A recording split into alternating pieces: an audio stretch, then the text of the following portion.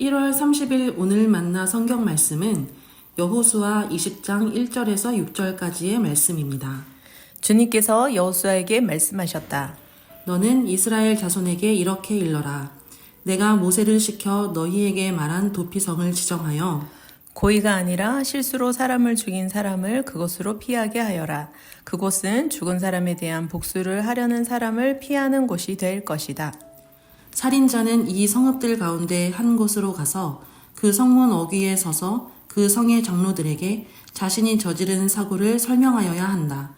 그러면 그들은 그를 성 안으로 받아들이고 그가 있을 곳을 마련해 주어 함께 살도록 해야 한다.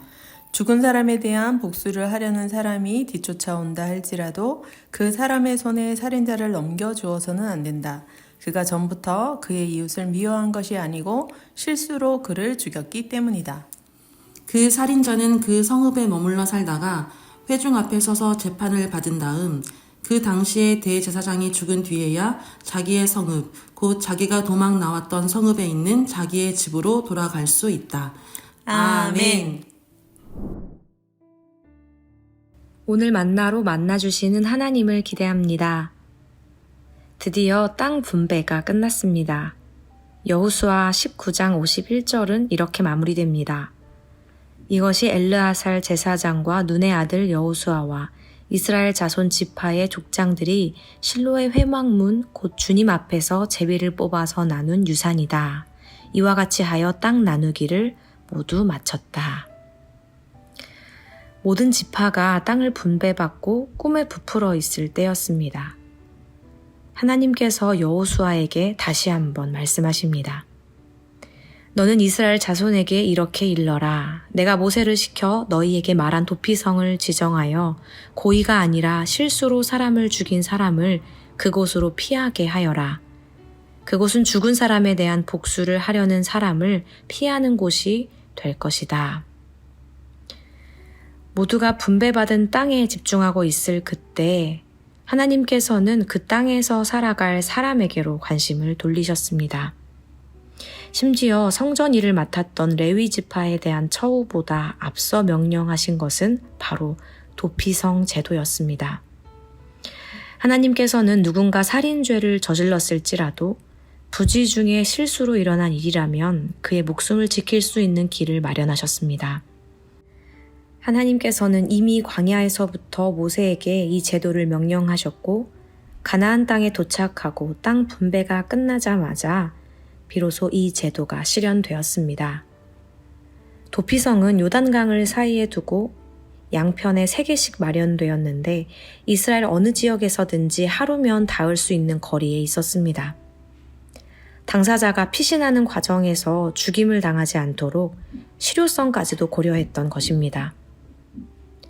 그러나 도피성 앞에 도달했어도 그곳으로 들어가기 위해서는 죄에 대해 고백하고 도움을 요청해야 했습니다. 4절 말씀입니다. 살인자는 이 성읍들 가운데 한 곳으로 가서 그 성문 어귀에 서서 그 성의 장로들에게 자신이 저지른 사고를 설명하여야 한다. 그러면 그들은 그를 성 안으로 받아들이고 그가 있을 곳을 마련해 주어 함께 살도록 해야 한다.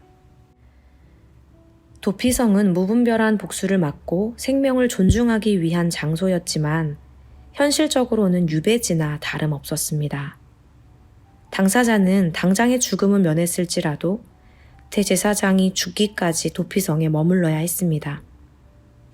비록 실수였을지라도 누군가는 그 사람이 흘린 피해에 대해 책임을 져야 했기 때문입니다. 도피성에 머물던 사람은 대제사장의 죽음을 통해서만 고향 땅으로 돌아갈 수 있었습니다. 대제사장의 죽음은 죄인을 위한 대속적인 죽음이었던 것입니다. 이제 우리는 예수 그리스도를 대제사장이라 고백합니다. 예수님은 실수로 저지른 죄뿐만 아니라 우리의 모든 죄를 담당하시기 위해 이 땅에 오셨습니다. 도피성에 머물던 사람이 대제사장의 죽음을 통해 고향으로 돌아갈 수 있었던 것처럼 이제 우리는 예수 그리스도를 통해 죄사함을 받고 천국 본향에 이를 수 있게 되었습니다. 오늘도 하나님은 사람을 주목하십니다. 하나님 나라에서 살아가는 한 사람을 바라보십니다. 누구든 언제든 피할 수 있도록 도피성을 마련해 주셨던 것처럼 이제 우리에게는 예수 그리스도를 찾고 부를 때 임할 구원과 소망을 선물해 주셨습니다.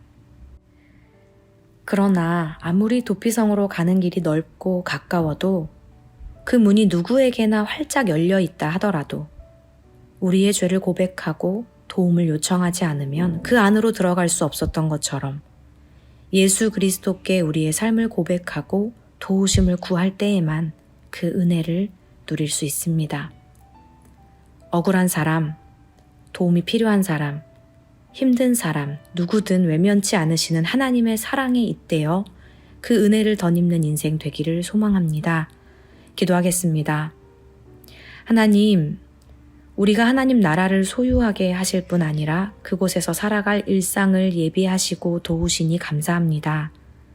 부지 중에도 실수할 때도 달려가 안길 수 있는 구원의 길을 열어주심에 감사드립니다. 대제사장이신 예수 그리스도의 대속의 은혜에 감사하며 살아가게 하옵소서. 예수님의 이름으로 기도합니다. 아멘. 이제 두 가지 기도 제목으로 함께 기도하겠습니다. 첫째로 말씀을 기억하며 함께 기도하기 원합니다. 음력 설을 맞아 다시 한번 새해를 누리게 하심에 감사드리며 올 한 해도 예수님의 십자가 은혜를 힘입어 살아가게 하옵소서. 날마다 하나님을 찾고 구하며 대속의 은혜를 누리게 하옵소서. 둘째로 사회 선교를 위해 기도하기 원합니다. 올 한 해도 예수 그리스도가 진정한 도피성임을 전하며 교회의 사명을 다하게 하옵소서. 하나님의 도우심을 구하는 한 사람을 놓치지 않게 하옵소서. 이렇게 기도하신 후에 개인 기도하시겠습니다.